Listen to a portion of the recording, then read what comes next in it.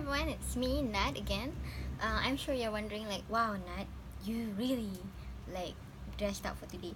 Actually, it's because I'm going out, so that's why I'm dressed up. So anyway, today I'm gonna talk about Roald Dahl's Deception. I'm gonna try and make it under at least 6 minutes, because I've been trying to go back to 5 minutes or so. So anyway, I'm not gonna lie, some of the short stories that are in this book I've actually read, so I'm just gonna read the titles of the of the short stories in this book.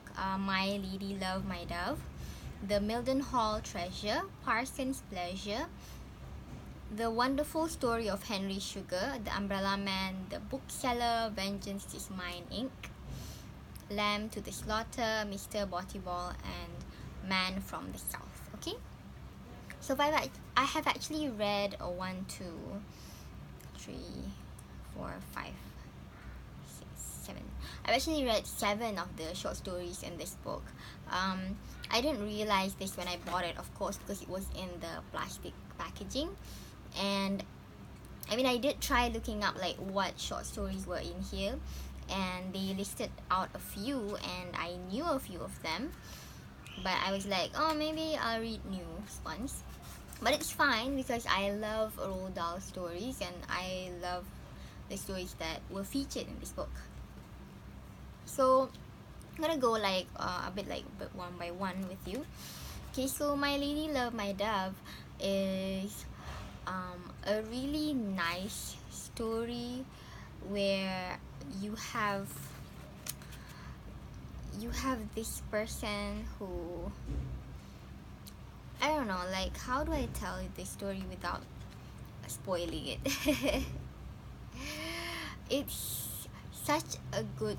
Okay, so I'm not gonna talk about these stories one by one. Cut that, because short stories, if you tell only a bit, it's already like spoiling the story. But one thing that I love about Roald Dahl is how well he writes characters. Like, if you've read Charlie and the Chocolate Factory, Matilda, The Twits, you will know that he has such a way of writing characters where some of them are so vile, but the way he describes them are so believable. And that's what I love about the stories here. Okay, so some of them are really long, like The Wonderful Story of Henry Sugar is about 80 pages long. Yeah, it's 85 to 165. Yeah, so it's 80 pages long, and it's really long, but you get invested in the story because these characters are described in such a way that even though some of them are really vile and horrible and you just want to spank them, but that's how he writes them. He writes them in a way that you're so invested in the story, and that's what I really love about that. That's what I really love about Roald Dahl. So let's go through like maybe my favorite story here. So I think so far my favorite story in the whole thing is I'm not gonna say one, so I'm gonna say a few. My favorites would be like My Lady Love, My Dove, the first short story. It's because it's so fun to see how you might judge other people while at the same time, and you're trying to get benefit from them, while at the same time other people are judging you and probably trying to get benefit from you. And it's so good. It's such a good social critique. Yes, that's another thing about Roald Dahl. His stories are such good social critiques where they talk about us as a society and how we deal with things, how we talk about people, how we do things. And it's so good because it's small things, like for example, in My Lady Love, My Dove, the wife talks about other people a lot. Like, she likes to comment about other people, and this is something that we do. This is something that we do, and at the same time we don't realize that we're also one of those horrible people that people talk about. Okay, another one is Parson's Pleasure. I like Parson's Pleasure because um, I like how, yeah, it's again more social critique about how some people, just because they see a certain person is a certain way, they immediately form a judgment. And that's what this guy, this person does in this story. And I'm not gonna tell you too much about the person, but he judges people from like first impression, and then he immediately like puts a label on them, or like for example like horse lady, things like that, these stupid group of people. And it comes to a point where he tries to outsmart them too much, to the point that he outsmarts himself, like he thinks that he can read these people so well. But the point that you read the person so well that you forgot how stupid that person is. Like, you read the person to be stupid, but you didn't expect them to be that stupid. So that's the sort of thing that is so great about Roald Dahl. Okay, and then the bookseller is also nice. The bookseller, I don't know, I feel like a lot of people might feel it's kind of boring, but the bookseller kept me like so engaged and intrigued, because I wanted to know what they were doing. Because like throughout the story, they slowly reveal what they are doing, what the deception is, right? So I'm trying to figure out, and I'm reading and I'm reading and I'm reading, and I'm realizing how evil these people are, but I still don't know why are they evil, what is the bad thing that they are doing.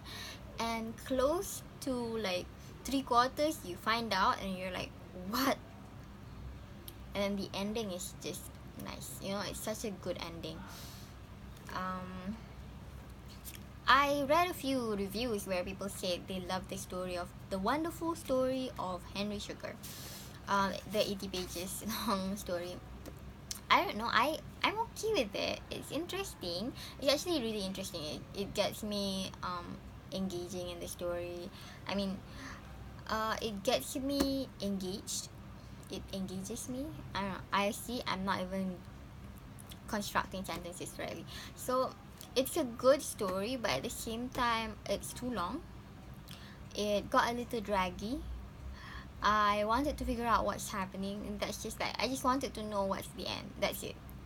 Yeah, it came out to the point where I was just like, please let this end. Please just end the story. Kill me already. I don't know. But it is a good story. How much would I read this book? I don't know. I love the stories in here, because a lot of them I've read before, like I said. So these curtains want to be in the video as well. So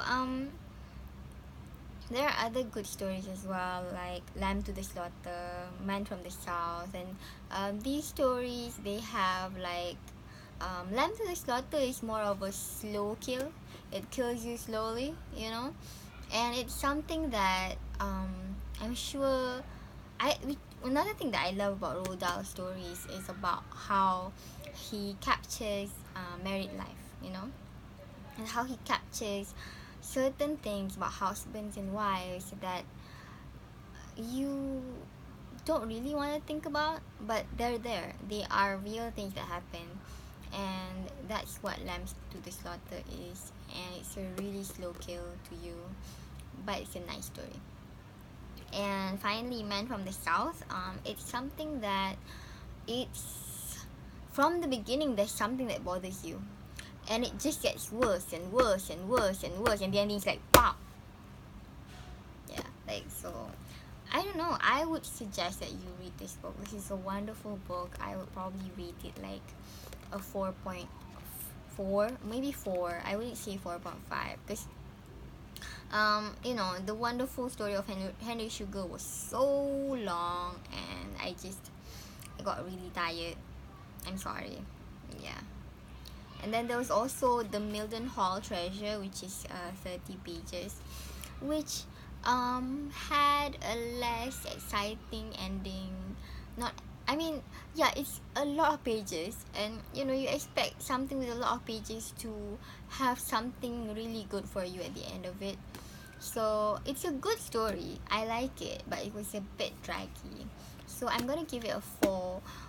Cutting point 5 from the Mildenhall Treasure, and another point 5 from Henry Sugar's story. Okay, so I hope that this was an interesting and helpful review for you. If you have more questions, please write them in the comments below. If you have any suggestions for books that I should read, either Malay or English books, please leave them in the comments below. And please like and subscribe if you like to see more reviews. Or if you have any other things, just, get me on Twitter at SITINANADHIRAH. Siti Nanadira. Bye!